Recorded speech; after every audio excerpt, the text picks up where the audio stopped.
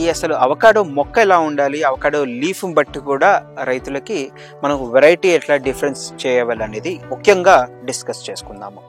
నమస్కారం, నా పేరు doctor Srinivasarao Madhavaram, Deccan Exotics farm, Sangareddy, Hyderabad.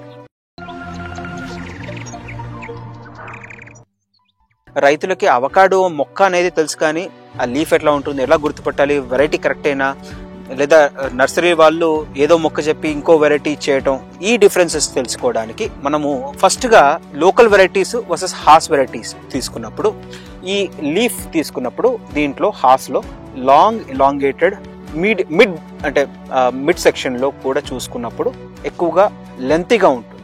And దీంట్లో షైనీ ఎక్కువగా ఉంటుంది హాస్ అవకాడో ప్లాంట్. అండ్ దీంట్లో లీఫ్ మనము రబ్ చేసి వాసన చూస్తే అనీస్, ఒక స్పైసీ, మన స్టార్ అనీస్ అంటాం కదా, స్టార్ అనీస్ స్మెల్ వస్తూ ఉంది ఈ లీఫ్ లో.